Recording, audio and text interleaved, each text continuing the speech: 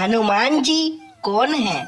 एक बार पार्वती जी ने शंकर जी से कहा, भगवान अपने इस भक्त को कैलाश आने से रोक दीजिए, वरना किसी दिन मैं इसे अग्नि में भस्म कर दूंगी। यह जब भी आता है मैं बहुत असहज हो जाती हूँ। यह बात मुझे बिल्कुल भी पसंद नहीं है।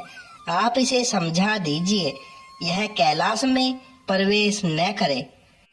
शिव जी जानते थे कि पार्वती सिर्फ उनके वरदान की मर्यादा रखने के लिए रावण को कुछ नहीं कहती है।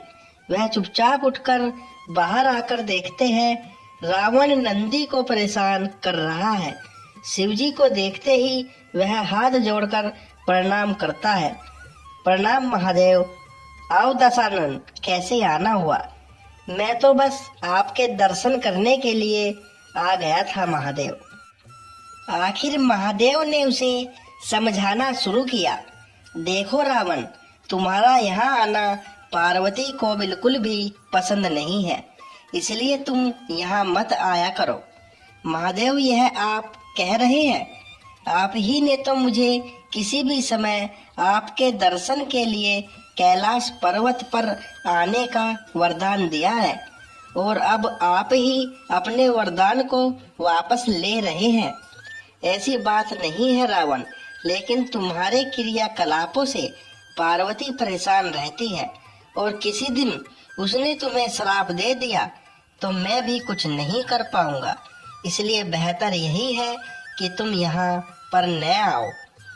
फिर आपका वरदान तो मिथ्या हो गया महादेव।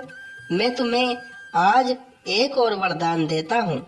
तुम जब भी मुझे याद करोगे मैं स्वयं ही तुम्हारे पास आ जाऊंगा, लेकिन तुम अब किसी भी परिस्थिति में कैलाश पर्वत पर मत आना। अब तुम यहाँ से जाओ। पार्वती तुमसे बहुत रुष्ट है। रावण चला जाता है। समय बदलता है। हनुमान जी रावण की स्वर्ण नगरी लंका को जलाकर राख करके चले जाते हैं, और रावण उनका कुछ नहीं कर सकता है। वह सोचते सोचते परेशान हो जाता है कि आखिर उस हनुमान में इतनी शक्ति आई कहाँ से। परेशान होकर वह महल में ही स्थित शिव मंदिर में जाकर शिव जी की प्रार्थना आरंभ करता है। उसकी प्रार्थना से शिव जी प्रसन्न होकर प्रकट होते हैं। रावण अभिभूत होकर उनके चरणों में गिर पड़ता है। कहो दशानन, कैसे हो? शिव जी पूछते हैं। आप अंतर्यामी हैं महादेव, सब कुछ जानते हैं प्रभु। एक अकेले बंदर ने मेरी लंका को और मेरे दर्प को भी जलाकर राख कर दिया। मैं जानना चाहता हूँ कि यह बंदर जिसका नाम हनुमान है आखिर कौन है, और प्रभु उसकी पूंछ तो और भी ज्यादा शक्तिशाली थी। किस तरह सहजता से मेरी लंका को जला दिया। मुझे बताइए कि यह हनुमान कौन है। शिव जी मुस्कुराते हुए रावण की बात सुनते रहते हैं, और फिर बताते हैं कि रावण, यह हनुमान और कोई नहीं, मेरा ही रुद्र अवतार है। विष्णु ने जब यह निश्चय किया कि वे पृथ्वी पर अवतार लेंगे और माता लक्ष्मी भी साथ ही अवतरित होगी, तो मेरी इच्छा हुई कि मैं भी उनकी लीलाओं का साक्षी बनूं। और जब मैंने अपना यह निश्चय पार्वती को बताया तो वह हट कर बैठी कि मैं भी साथ ही रहूंगी। लेकिन यह समझ नहीं आया कि उसे इस लीला में किस तरह भागीदार बनाया जाए। तब सभी देवताओं ने मिलकर मुझे यह मार्ग बताया। आप तो बंदर बन जाइए और शक्ति स्वरूपा पार्वती देवी आपकी पूंछ के रूप में आपके साथ रहे, तभी आप दोनों साथ रह सकते हैं।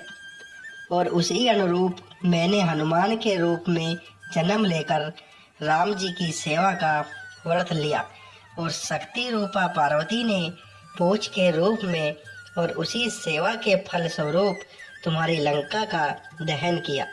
अब सुनो रावण, तुम्हारे उद्धार का समय आ गया है। अतः श्री राम के हाथों तुम्हारा उद्धार होना मेरा परामर्श है। कि तुम युद्ध के लिए सबसे अंत में प्रस्तुत होना, जिससे कि तुम्हारा समस्त राक्षस परिवार भगवान श्री राम के हाथों से मोक्ष को प्राप्त करे और तुम सभी का उद्धार हो जाए। रावण को सारी परिस्थिति का ज्ञान होता है और उस अनुरूप वह युद्ध की तैयारी करता है और अपने पूरे परिवार को राम जी के समक्ष युद्ध के लिए पहले भेजता है और सबसे अंत में स्वयं मोक्ष को प्राप्त होता है। दोस्तों, कहानी पसंद आई हो तो चैनल को सब्सक्राइब करें। हर हर महादेव।